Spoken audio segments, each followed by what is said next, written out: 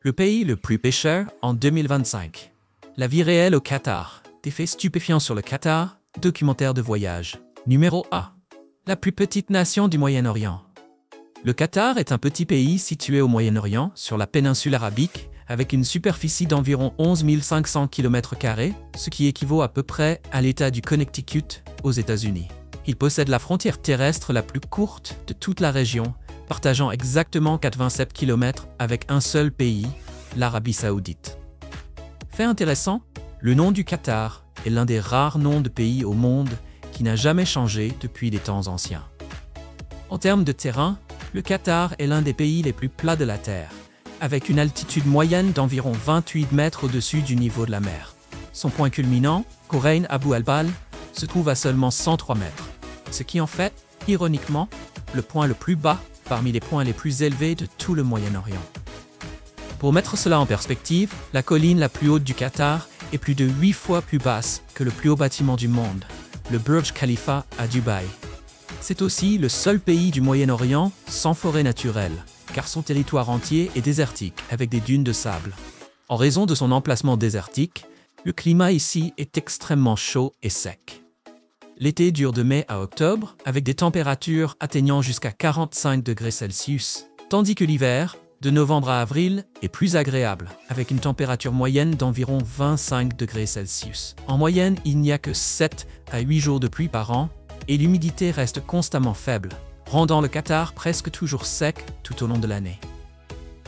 En 2025, le Qatar compte environ 3 100 000 habitants.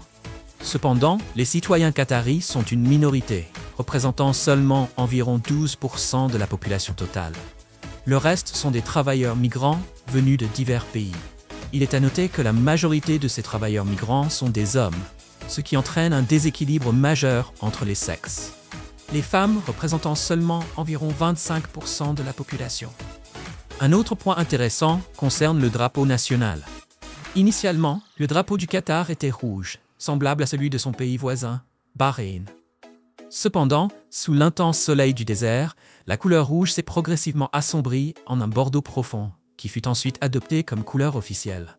Fait remarquable, il s'agit du seul drapeau national au monde avec un ratio largeur-longueur de 2:1. Numéro 2. Les coutumes culturelles que chaque voyageur devrait connaître. Au Qatar, il existe une forme de salutation qui surprend souvent les visiteurs occidentaux. Au lieu de serrer la main ou de se donner une accolade, les hommes locaux se touchent doucement le nez. Un geste traditionnel de longue date symbolisant le respect et la connexion. Surtout fréquent parmi les hommes de l'ancienne communauté nomade bédouine. Vivant dans le désert, où le sable et les vents forts rendaient la communication verbale difficile, l'odorat est devenu un moyen clé de reconnaître ses connaissances. L'acte de se toucher le nez était donc perçu comme sentir la familiarité. Si vous êtes un visiteur masculin invité à réaliser ce geste, restez calme et répondez poliment, car refuser pourrait être perçu comme offensant. Cependant, ne prenez jamais l'initiative de ce geste avec des inconnus ou des femmes locales sous aucun prétexte. Un autre point crucial que chaque voyageur doit se rappeler. Au Qatar, prendre des photos de personnes inconnues, en particulier des femmes et des enfants, sans permission est un tabou sérieux. Dans la culture islamique, cela constitue non seulement une violation de la vie privée, mais aussi un manque de respect envers leur honneur. Même lorsque vous explorez des marchés anciens ou assistez à des festivals traditionnels, demandez toujours avant de lever votre appareil photo. Cette simple courtoisie peut vous éviter des ennuis sérieux. Lors d'un repas traditionnel au Qatar, vous remarquerez une étiquette stricte. Toute la nourriture doit être halal, conforme à la loi islamique, de sorte que le porc et les boissons alcoolisées ne sont jamais servis. Lors du repas, les gens mangent toujours ou passent la nourriture avec la main droite. La main gauche est considérée comme impure car elle est associée à l'hygiène personnelle. De plus, personne ne doit commencer à manger avant que l'hôte ne l'invite. Commencer avant est considéré comme impoli. Si vous êtes invité à dîner, observez comment l'hôte utilise sa main et attendez l'invitation avant de commencer à manger. De plus, un point particulièrement important concerne les pieds. Dans la culture qatari, les pieds sont vus comme la partie la plus basse et la plus impure du corps. Lorsque vous êtes assis en tailleur et exposez la semelle de vos chaussures vers les autres, surtout lors de réunions ou dans des contextes formels, votre geste, même s'il est involontaire, pourrait être interprété comme offensant et provocateur. Numéro 3. Les femmes qataries, magnifiques et célibataires. Les femmes qataries incarnent la beauté distinctive de la région du Golfe, avec de grands yeux, des paupières longues, des nez fins et une peau lisse. En se promenant dans les centres commerciaux, vous croiserez facilement des femmes qataries vêtues de manière modeste, alliant élégance et mystère. Non seulement elles sont belles, mais elles sont également des symboles d'indépendance et de résilience. Contrairement à de nombreux pays du Golfe, les femmes qataries peuvent conduire, étudier à l'étranger, choisir leur conjoint et participer activement à la vie professionnelle. Dans les universités, les étudiantes sont souvent plus nombreuses que les étudiants, en particulier dans les domaines de la médecine, des finances et du droit. Beaucoup occupent des postes de leadership dans des organisations gouvernementales, des entreprises ou des fonds d'investissement nationaux. Pourtant, le pourcentage de femmes célibataires âgées de 25 à 39 ans reste élevé, environ 25%. Une des raisons principales est le taux de divorce national qui dépasse les 30%, combiné aux règles strictes concernant le mariage avec des étrangers, ce qui rend beaucoup de personnes hésitantes à se marier. En même temps, les femmes qataries mènent une vie discrète. Elles utilisent rarement des applications de rencontres et publient rarement des photos personnelles en ligne. Dans la vie quotidienne, il est presque tabou pour un homme de commencer une conversation avec une femme en public. Cette combinaison de barrières culturelles et de réglementations sociales rend la recherche d'un partenaire de vie au Qatar particulièrement difficile. Numéro 4. Être né ici, c'est être millionnaire. En 2024, le PIB par habitant du Qatar, basé sur la parité de pouvoir d'achat, a dépassé 112 000 $ US, se classant au 5e rang mondial. Cela signifie qu'être simplement né au Qatar vous rend presque automatiquement riche. Les habitants ne paient pas d'impôt sur le revenu, n'ont pas été soumis à la TVA pendant des années, et presque toutes les dépenses pour les soins de santé, l'éducation, les services publics et le carburant sont soit gratuites, soit largement subventionnées. Au-delà de la gratuité, les citoyens qataris sont en réalité rémunérés par l'État pour vivre. Lorsqu'ils se marient, ils peuvent recevoir des terrains, des logements publics ou une aide financière. Lorsqu'ils ont des enfants, ils bénéficient de primes supplémentaires pour l'éducation des enfants. Dans de nombreux cas, les citoyens reçoivent même des allocations mensuelles, comme s'ils touchaient des dividendes du budget national, suffisamment pour maintenir une vie confortable sans travail à temps plein. Ce généreux système de protection sociale existe parce que le Qatar ne compte qu'environ 300 000 citoyens réels, mais dispose d'une immense richesse provenant du pétrole, du gaz naturel et des fonds souverains tels que l'autorité d'investissement du Qatar. Le gouvernement utilise ses revenus pour partager directement les bénéfices avec son peuple et maintenir l'un des systèmes sociaux les plus généreux du monde. En fait, de nombreuses familles ayant apporté des contributions spéciales acquièrent une forme de propriété indirecte dans des entreprises majeures comme Qatar Airways ou les banques d'État. Cela leur accorde une source de richesse stable et à long terme sans travail ardu. Cependant, ces privilèges sont réservés uniquement aux citoyens natifs. Près de 90% des personnes vivant au Qatar sont des travailleurs migrants qui ne bénéficient d'aucun avantage social, d'aucune résidence permanente et doivent couvrir tous leurs frais de subsistance eux-mêmes. Numéro 5. Le Qatar était autrefois extrêmement pauvre. Le Qatar était autrefois une terre oubliée sur la carte arabe, principalement un désert aride avec une population clairsemée vivant principalement de la pêche, de la plongée perlière et du commerce à petite échelle le long du golfe Persique. Pendant des siècles, la péninsule du Qatar est restée sous l'influence de grands empires comme l'Empire perse, les Ottomans, puis l'Empire britannique. Pourtant, il a toujours conservé une certaine autonomie, grâce à sa géographie isolée et à son rôle limité dans la stratégie régionale de l'époque. Cette condition même a permis au Qatar d'éviter les grandes guerres et de maintenir une stabilité à long terme. Le tournant est arrivé au milieu du XXe siècle, lorsque d'immenses réserves de pétrole et de gaz naturel ont été découvertes sous terre. D'un pays pauvre dépendant des perles, le Qatar s'est rapidement transformé en l'un des pays les plus riches du monde en termes de PIB par habitant. L'indépendance totale vis-à-vis de la Grande-Bretagne en 1971 a marqué l'instant où le Qatar est officiellement entré sur la scène politique régionale en tant qu'État souverain. Apprenant de son histoire, Le Qatar moderne a construit une politique étrangère flexible et s'est positionné comme un médiateur dans les crises régionales. Un exemple notable est son rôle d'intermédiaire dans les négociations entre les États-Unis et les talibans, ainsi que dans les négociations de paix entre les factions palestiniennes. En 2022, le Qatar a fait histoire en devenant le premier pays arabe à accueillir la Coupe du Monde de la FIFA, le plus grand événement sportif de la planète, démontrant la confiance mondiale placée en cette petite mais puissante nation. Numéro 6. Lieu mystérieux au Qatar. Même en tant que l'un des pays les plus riches du Moyen-Orient, avec ses gratte-ciels imposants, ses îles artificielles et ses centres commerciaux luxueux, le Qatar cache encore des lieux mystérieux qui défient toute explication. Le premier est l'île de Salwa, près de la frontière sud-ouest du Qatar.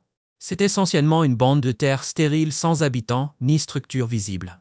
Pourtant, la nuit, de nombreux navigateurs qui passent à proximité ont signalé des lumières vacillantes qui émergent de l'île, ressemblant à des lampes de poche ou à des fenêtres de maison. Certains jeunes aventuriers qui ont osé y mettre les pieds affirment avoir trouvé des empreintes humaines nettes dans le sable, bien qu'il n'y ait personne autour. Il est à noter que lorsque l'on utilise des drones ou des caméras volantes, le signal est systématiquement perturbé, rendant impossible la capture d'images du centre de l'île. Certains spéculent que cela pourrait être une zone militaire secrète, mais les autorités ne confirment ni ne démentent rien. Les habitants disent simplement que Salwa n'est pas un endroit pour les étrangers et conseillent de s'en éloigner, sauf en cas de nécessité absolue. À environ 1 heure de route au nord se trouve Al-Khor, une zone liée à un autre phénomène étrange connu des habitants sous le nom de « lune de la Terre ». Les nuits de pleine lune, des témoins ont rapporté avoir vu un orbe lumineux sous le sol, brillant exactement comme une lune, comme si la véritable lune était réfléchie depuis le dessous. Ce qui étonne les observateurs, c'est que la Terre est complètement sèche, sans eau ni matériaux réfléchissants présents. Parfois, l'orbe lumineux se déplace même lentement dans des directions imprévisibles. Un groupe de recherche indépendant a un jour étudié le site et a trouvé une légère anomalie magnétique dans la région. Certaines théories suggèrent que l'effet pourrait être causé par des couches d'air chaud ou par la lumière de la Lune se reflétant sur la poussière fine. Mais personne n'a pu le reproduire en laboratoire. Les habitants, quant à eux, croient que si quelqu'un entre dans le faisceau lumineux et formule un vœu sincère, celui-ci se réalisera. Numéro 7. La vie nocturne au Qatar. La nuit, le Qatar révèle un côté totalement différent. Si la journée reflète l'image d'un pays riche et animé sous le soleil du désert, la nuit devient un moment de détente, de plaisir et de connexion communautaire. En raison de la chaleur intense du jour, les Qataris attendent souvent après 20 heures pour sortir, lorsque les températures baissent et que l'air devient agréable. Le cœur de toute l'activité en soirée est le marché traditionnel Souk Waqif. Lorsque la nuit tombe, le marché se transforme en un labyrinthe vibrant de sons et de couleurs. Les bavardages des gens, la musique traditionnelle, les arômes de nourriture de rue et la lueur jaune chaleureuse des étals vendant des objets artisanaux, des épices et des parfums. Pendant ce temps, The Pearl Qatar offre aux jeunes et aux familles une soirée raffinée avec des cafés et restaurants en bord de mer, surplombant la marina. Le long du Corniche, une promenade de 7 km, des groupes se promènent, discutent et profitent de la brise, créant une scène paisible dans le style du golfe. Bien que moderne et prospère, Doha manque de la vie nocturne bruyante des villes occidentales. Les centres commerciaux ferment généralement avant 23 heures, et après minuit, la ville devient calme, sans klaxons ni musique forte typique des grands centres urbains. Plutôt que de faire la fête, les Qataris préfèrent des façons plus douces de se détendre. Regarder un film, écouter de la musique live dans les cafés ou se promener dans des parcs faiblement éclairés. Les bars et clubs internationaux sont limités à quelques grands hôtels, servant principalement des étrangers, tandis que les habitants choisissent des lieux plus privés. En hiver, lorsque le temps devient plus frais, les activités nocturnes en plein air se diversifient, du cyclisme et du roller aux performances artistiques traditionnelles en plein air. Les nuits du Qatar rayonnent d'un sentiment de calme, d'élégance et de chaleur. Pas bruyantes, mais toujours pleines de vie. Numéro 8. Le pays de l'architecture. La Bibliothèque nationale du Qatar est l'un des exemples les plus emblématiques de l'architecture moderne à Doha. Le bâtiment est conçu sous une forme triangulaire avec un toit courbé ressemblant à un livre ouvert. L'architecte Rem Koolhaas a créé un espace entièrement sans colonnes grâce à une structure de toit ultra légère soutenue par 4 points d'appui au bord. Cette conception permet à la lumière naturelle d'inonder tout le bâtiment, créant ainsi une impressionnante zone ouverte de près de 45 000 m². À l'intérieur, il y a plus d'1 million de livres, ainsi que des manuscrits anciens datant de plusieurs siècles, faisant de cet endroit l'un des principaux centres de savoir au Moyen-Orient. Le pont Al-Wada est l'une des structures de pont à arc les plus frappantes de Doha, offrant un parfait mélange de design moderne et d'efficacité opérationnelle. Construit pour soulager la congestion du trafic, il offre non seulement une commodité aux résidents, mais se distingue également en tant que point de repère architectural. Le pont présente 2 arcs en acier semi-circulaire reliés par des câbles suspendus arqués, à la fois forts et gracieux.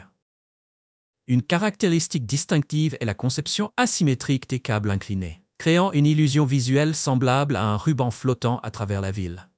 Lorsqu'il est éclairé la nuit, des lumières LED qui parcourent les arcs donnent l'impression que le pont se déplace avec le flux du trafic. Le musée d'art islamique à Doha a été conçu par l'architecte E.M. Pei, qui a voyagé à travers le monde islamique pour effectuer des recherches et trouver son inspiration. Le bâtiment a été placé sur une île artificielle pour s'assurer que son environnement reste intact face aux autres constructions.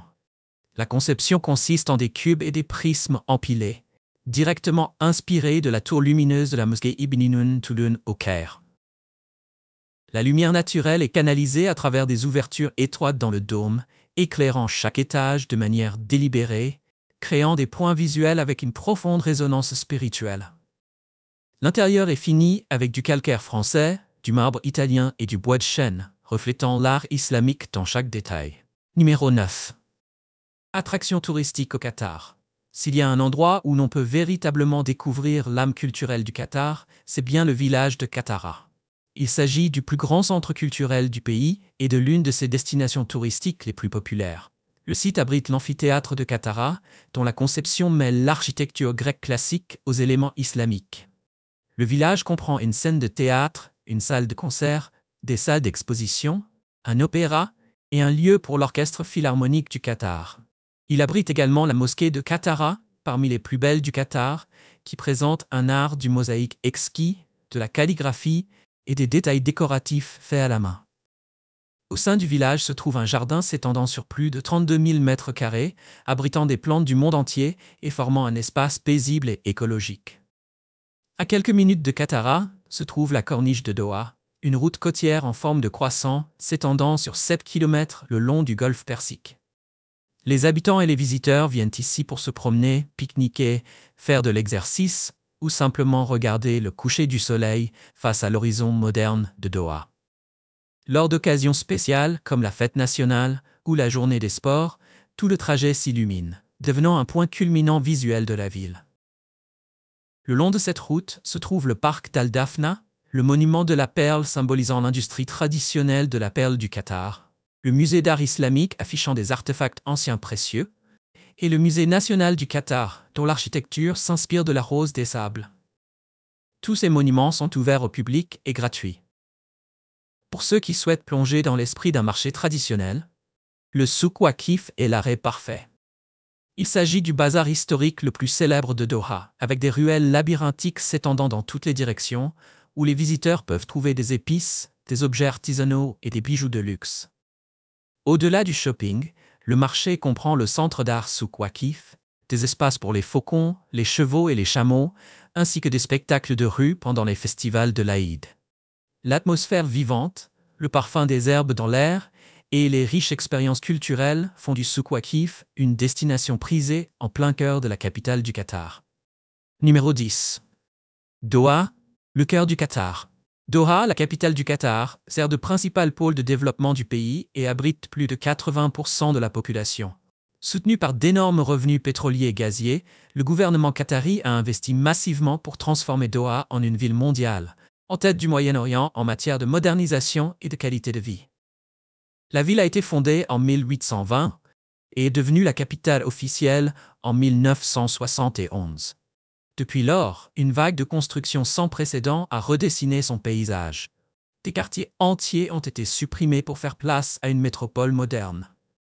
Le gouvernement a invité des architectes de renommée mondiale à concevoir la ville, exigeant de l'innovation, de la créativité et une vision de la construction d'une capitale sans pareille sur la carte du monde. Doha est pratiquement renaît de terres arides sans montagnes, rivières, végétation ou biodiversité, mais a réussi à se transformer en une ville modèle. En seulement 3 décennies, Doha est devenu un centre urbain mondial, rempli de grands projets, de gratte-ciel et de complexes commerciaux et financiers ultramodernes. En mai 2015, elle a été reconnue comme l'une des 7 nouvelles merveilles urbaines du monde. Un point fort du développement de Doha est l'île artificielle, The Pearl Qatar. Située au large de la lagune de West Bay, l'île couvre près de 14 km², reliée au continent par des ponts et abritant des villas, des appartements de luxe, des hôtels 5 étoiles, des centres commerciaux et des complexes hôteliers haut de gamme.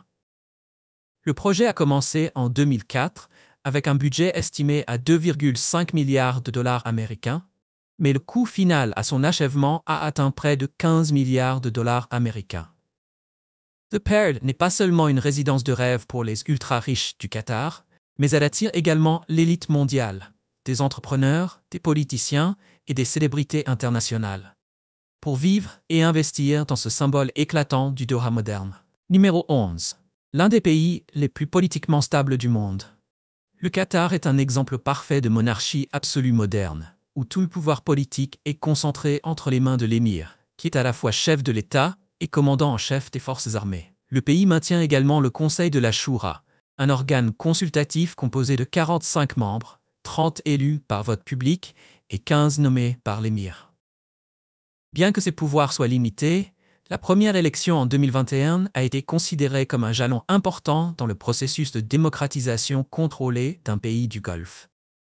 Bien qu'il puisse paraître autoritaire que l'émir détienne tout le pouvoir, le Qatar figure en réalité parmi les pays les plus politiquement stables du Moyen-Orient, soutenu intérieurement et presque entièrement exempt de conflits internes majeurs. Étant donné que le gouvernement finance presque entièrement les sphères de la santé, de l'éducation, du logement et des services publics, les citoyens s'opposent rarement aux politiques de l'État. En matière de politique étrangère, le Qatar se distingue par une diplomatie proactive et flexible. Malgré sa petite taille, le pays a acquis une influence remarquable grâce à son rôle de médiateur international, ses stratégies d'investissement mondial et le réseau médiatique Al Jazeera, un puissant outil de soft power permettant au Qatar d'affirmer sa position politique à travers la région et dans le monde entier. Numéro 12. Plat célèbre au Qatar. La cuisine qatarienne est une délicate fusion de saveurs arabes traditionnelles et d'influences des cultures culinaires voisines, avec son plat le plus emblématique étant le makbous, le plat préféré de viande et de riz, servi à la fois quotidiennement et lors des occasions festives. L'ingrédient principal est du riz basmati, cuit avec du poulet, du bœuf, de l'agneau, du poisson ou même du chameau. Le tout étant richement mariné avec du curcuma, des clous de girofle, de la cardamome et de la cannelle. Lorsqu'il est servi, les Qataris ajoutent souvent du jus de citron ou de l'eau de rose pour rehausser l'arôme et peuvent ajouter une salsa épicée pour plus de saveur. Bien que simple, ce plat est un véritable symbole de la culture culinaire locale. Un autre plat traditionnel est le thrid, souvent appelé lasagne arabe. Il présente de la viande en ragoût avec des légumes, tels que des carottes, des oignons et des pommes de terre, mijotés dans une sauce tomate avec des épices de la région du Golfe. Lorsqu'il est servi, une couche de pain fin est placée au fond du bol, absorbant le riche bouillon. En mangeant, le pain doux se mélange avec les légumes et la viande, créant un plat copieux et profondément traditionnel. En même temps, le balalit est une spécialité du petit déjeuner qui montre une influence indienne évidente. Il est préparé à partir de vermicelles frits croquants, mélangés avec du safran, du sucre, des œufs et une variété d'épices. Son contraste entre les saveurs sucrées et salées, ainsi qu'une texture à la fois douce et croquante, rend le balalit unique. Il est généralement dégusté le matin ou comme dessert léger après les repas. Le falafel est un autre plat bien connu non seulement au Qatar, mais dans tout le Moyen-Orient. Au Qatar, il conserve sa saveur originale. Des pois chiches ou des fèves fava sont moulus et mélangés avec de la coriandre, de l'ail et des épices, façonnés en boules et frits. Le falafel est généralement servi dans du pain pita ou du pain plat, lafa, accompagné de légumes frais et de sauce tahini. Ce plat végétarien est particulièrement apprécié des visiteurs pour sa saveur agréable et sa grande valeur nutritionnelle. Numéro 13. Festival fascinant au Qatar. Au Qatar, l'un des événements culturels les plus uniques et surprenants est la course de chameaux sur l'hippodrome d'Al-Shahania. Ce n'est pas seulement un sport, mais un symbole de la fusion entre les anciennes traditions nomades et la technologie moderne. Chaque chameau est entraîné comme un athlète professionnel, mais ce qui étonne le plus les visiteurs, c'est l'utilisation de robots comme jockeys au lieu d'humains. Ces petits robots, montés sur le dos des chameaux et contrôlés à distance, assurent la sécurité tout en créant un spectacle étrange mais captivant. Lorsque l'hiver arrive, l'atmosphère à Aspire Zone et au Souk Waqif devient plus vivante que jamais, avec un festival d'hiver qui dure plusieurs semaines. Pendant cette période, des parcs et d'attractions extérieures, des patinoires artificielles, des zones de jeux pour enfants et des étals traditionnels fonctionnent de l'après-midi jusqu'à tard dans la nuit. Bien que cela coïncide avec la saison de Noël, toutes les décorations reflètent toujours l'esprit islamique. Les sapins de Noël sont remplacés par des motifs de style arabe et la musique occidentale se mêle aux mélodies folkloriques, créant une ambiance à la fois étrange et chaleureuse. Les visiteurs profitent de spectacles de rue, de spectacles de lumière et de nourriture festive en plein cœur de Doha. Pour les amateurs de cuisine, le Qatar International Food Festival est un événement à ne pas manquer. Organisé chaque année à l'échelle internationale, il rassemble des centaines de stands de restaurants renommés, tant locaux qu'internationaux. En plus de goûter des plats exquis du monde entier, les invités peuvent assister à des démonstrations culinaires en direct, à des compétitions de jeunes chefs et même dîner dans une cabine d'avion simulée, un moment fort alliant luxe, créativité et fierté culturelle. Numéro 14. Coût de la vie au Qatar. Lorsque vous mettez les pieds au Qatar, l'une des premières choses qui éveillera votre curiosité est le coût de la vie dans cette nation moderne et riche du Moyen-Orient. Selon où vous choisissez de vivre, votre expérience financière variera considérablement. À Doha, la capitale dynamique et le cœur battant du Qatar, la location d'un appartement d'une chambre varie de 900 à 1500 $ américains par mois. Cependant, dans des quartiers en dehors du centre-ville ou en banlieue, les prix baissent à 500-800 $. Si vous souhaitez économiser et vivre davantage comme un local, essayez de cuisiner vous-même vos repas. En moyenne, vous dépenserez 300-400 $ par mois pour vos courses, surtout en faisant vos achats dans des supermarchés locaux plutôt que dans des chaînes internationales. Pour les amoureux de la cuisine qui explorent les saveurs du Moyen-Orient, les repas dans les restaurants décontractés coûtent généralement entre 6 et 12 $, un prix raisonnable pour déguster des kebabs, du houmous ou d'autres spécialités du Golfe. Les transports à Doha sont efficaces grâce à son métro moderne, propre et pratique. Vous dépenserez environ 25-40 $ par mois pour les transports en commun. Cependant, de nombreux locaux et expatriés préfèrent conduire leur propre voiture ou utiliser des applications de covoiturage, qui sont plus rapides mais légèrement plus chères. Si vous êtes passionné de fitness ou que vous souhaitez maintenir un mode de vie sain, les salles de sport au Qatar offrent des installations impressionnantes. Avec des frais variant de 60 à 100 $ par mois, vous pourrez profiter d'équipements de pointe, de piscines et même de cours de yoga. En somme, le coût total de la vie au Qatar varie entre 1 300 et 2 500 $ par mois, selon le style de vie choisi. Bien que la vie ici ne soit pas bon marché, elle est compensée par un environnement sûr, pratique et exceptionnellement propre. Une caractéristique de ce pays, riche en ressources et en plein développement. Numéro 15. Note spéciale pour les voyageurs. Lorsque vous voyagez au Qatar, comprendre et respecter les normes culturelles et sociales vous aide non seulement à éviter des problèmes, mais aussi à vivre une expérience plus enrichissante. L'une des premières choses à retenir concerne l'habillement. En tant que pays islamique, le Qatar exige que tout le monde s'habille modestement et respectueusement dans les espaces publics. Les hommes doivent éviter les débardeurs ou les shorts au-dessus du genou. Les femmes ne sont pas obligées de porter le voile, mais elles doivent choisir des tops à manches, éviter les décolletés bas et porter des jupes ou des pantalons couvrant les genoux. Lors de l'entrée dans une mosquée, il est généralement demandé aux visiteuses de porter une abaya et de couvrir leurs cheveux, comme cela est requis. Le Qatar est une nation moderne, donc les cartes de crédit sont largement acceptées dans les centres commerciaux, restaurants et hôtels. Cependant, il est sage de transporter un peu d'argent liquide, rial qatari. Surtout si vous prévoyez de faire des achats dans des marchés traditionnels, de manger dans des petites échappes de nourriture, de prendre des taxis ou de laisser des pourboires. Les distributeurs automatiques internationaux sont nombreux, ce qui facilite les retraits d'argent à tout moment. Une idée reçue courante chez les visiteurs pour la première fois est d'explorer la ville à pied, comme on pourrait le faire dans des destinations européennes. Doha est une ville tentaculaire avec un soleil intense toute l'année et de nombreuses zones manquant de trottoirs ombragés ou de verdure. Marcher sur de longues distances peut devenir épuisant très rapidement. Utilisez plutôt les options de transport telles que Uber, l'application de covoiturage Carwa ou les réseaux modernes de métro et de bus climatisés qui relient efficacement les principales attractions. Enfin, préparez-vous à un choc thermique entre la chaleur sèche à l'extérieur et l'air climatisé froid à l'intérieur des bâtiments, trains ou centres commerciaux.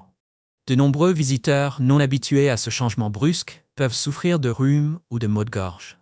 Un léger manteau ou une écharpe devient un compagnon essentiel, même lorsque vous vous trouvez dans un endroit où les températures atteignent 45 degrés Celsius. Et voici donc 15 faits fascinants sur le Qatar. Nous espérons que ces informations vous ont donné une nouvelle perspective sur ce pays remarquable.